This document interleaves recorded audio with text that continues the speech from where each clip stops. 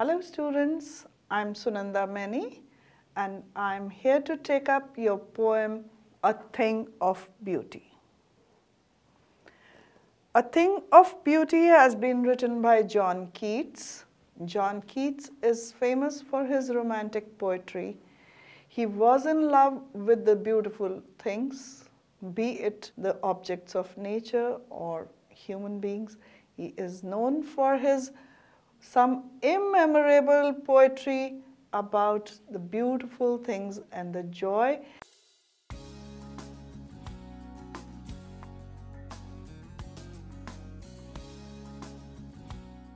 that comes from looking at beautiful things. Now, this particular poem, A Thing of Beauty, is an excerpt from his poem Endymion. It is an allegory in which he talks about a youth falling in love with goddess Cynthia. She descends from the moon to come and kiss her lover, and this fellow, this shepherd, gets so enchanted with the love that he receives from the goddess that he keeps wandering into the sky, under the earth, and into this world, everywhere looking out for that goddess Cynthia. Now, what is allegory? Allegory is a narrative fiction in which the agents and actions are contrived in a way that they appear to be real. Now, a thing of beauty is a joy forever. Its loveliness increases. It will never pass into nothingness, but will keep a bower quiet for us and a sleep full of sweet dreams and health and quiet breathing.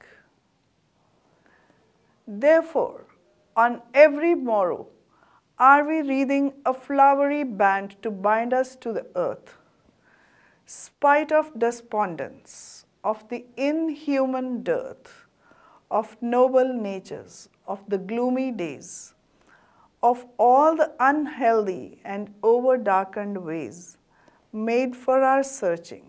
Yes, in spite of all, some shape of beauty moves away the pall from our dark spirits, such the sun, the moon, trees old and young, sprouting a shady boon for simple sheep, and such are daffodils, with the green world they live in.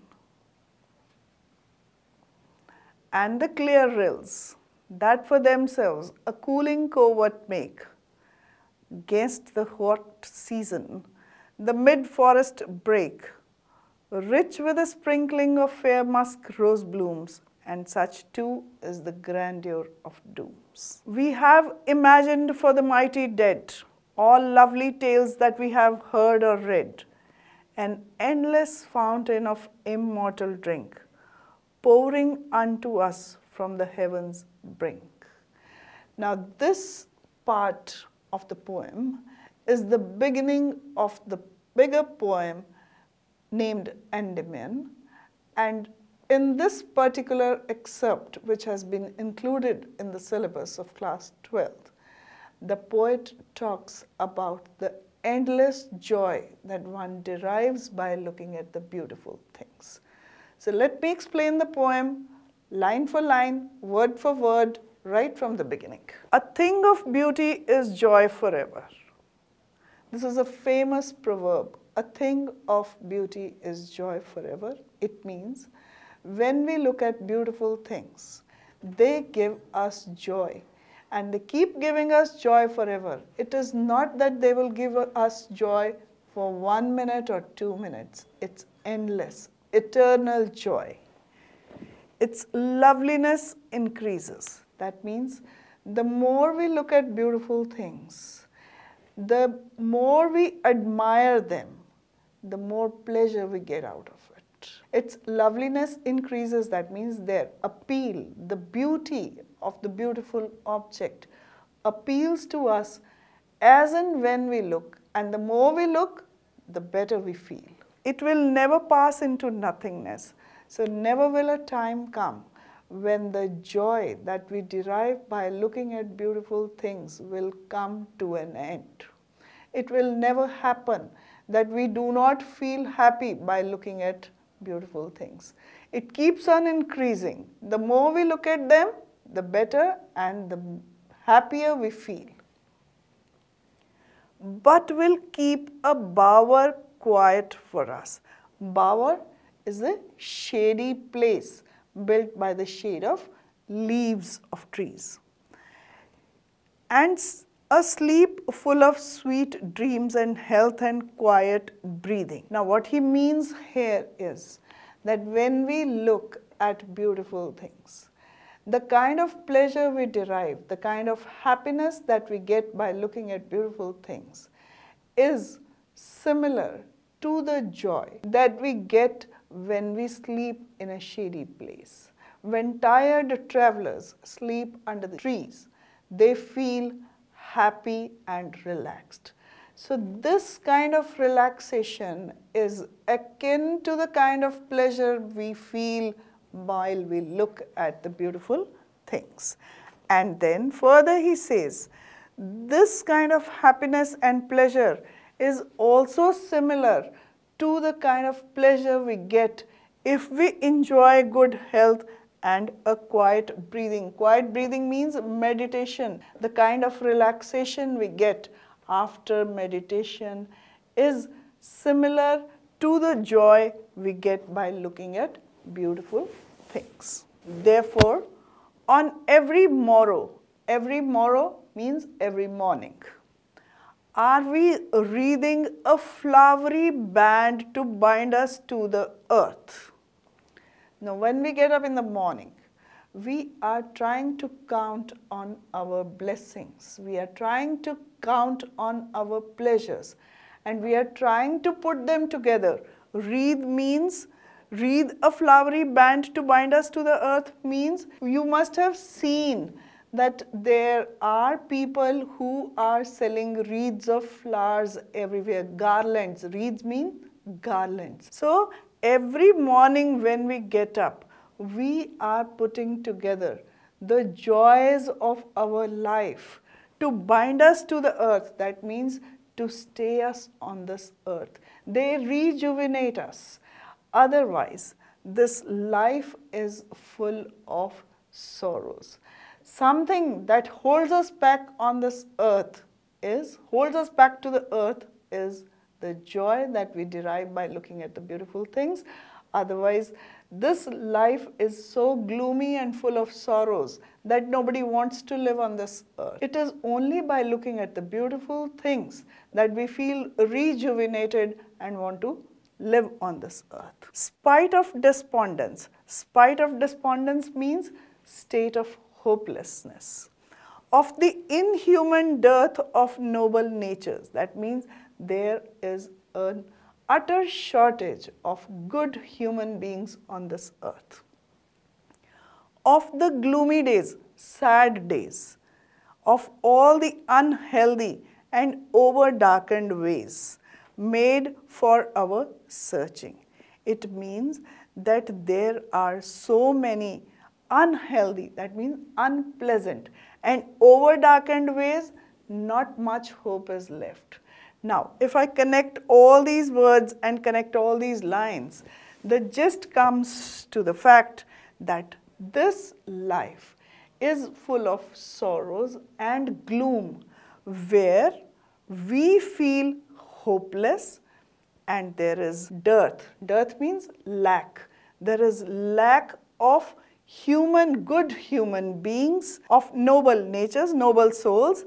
It is full of sorrow. Life is full of sorrows and unhealthy and over-darkened ways. That means where we feel hopeless, where we have lost all hope and we feel that we cannot do much about it and we just want to give up. There are times when we do not feel interested in living on this earth. At that time, when we look at the beautiful things, when we recount our joys of looking at beautiful things, these things They bind us to the earth. They force us, they motivate us, they inspire us to live as long as we enjoy life. And we keep on enjoying life only till the time we look at beautiful things. They instill life into us. Otherwise, we are left for searching our ways. We keep on searching, we keep on finding new and noveler ways of living on this earth. We feel disappointed, we feel frustrated when we are confronted with the gloom on this earth, when we are confronted with the sorrowful experiences.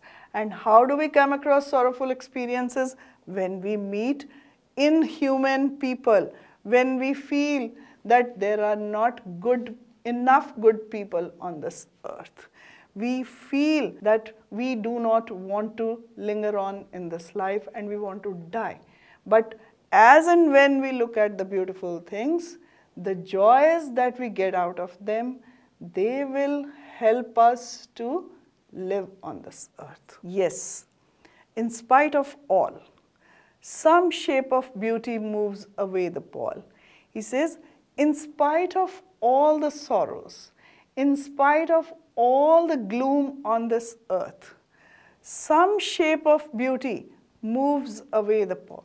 So some beautiful object will remove the gloom, the cloud. Pall means the cloud of sorrow in our lives. From our dark spirits, such as the sun, the moon, trees old and young, sprouting a shady boon, for simple sheep and such are daffodils with the green world they live in. Now the poet is trying to explain the objects of beauty. Whatever we look around can be beautiful to our own eyes, which will bind us to the earth.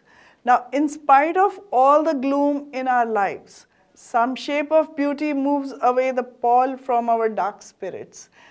Our dark spirits means our dampened spirits. When we give up hope, we do not want to live on this earth. So at that time, some object of beauty will come into our life and rejuvenate us. So what are those objects of beauty? They can be the sun, the moon, trees old and young, sprouting a shady boon for the simple sheep. So even the simple sheep is again symbolic of the innocence. Sheep was very dear to Jesus. So it is a beautiful animal because it symbolizes innocence. And such are daffodils with the green world they live in. So daffodils are again a beautiful flower which are surrounded by leaves, and these flowers, trees, the sun, the moon, the sheep, and clear rills. Clear rills mean streams, the clear water streams, that for themselves a cooling covert make against the hot season. So these clear streams, they make a cooling covert. Cooling covert is a shady place where you experience the cool weather. It's because of these streams, the flow of the water, the evaporation of the water from that stream, which causes coolness over there.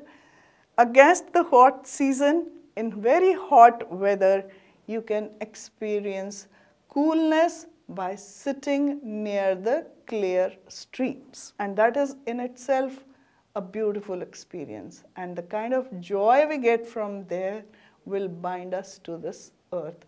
It will motivate us to live on the earth and face the problems. The mid-forest brake, rich with a sprinkling of fair musk rose, blooms.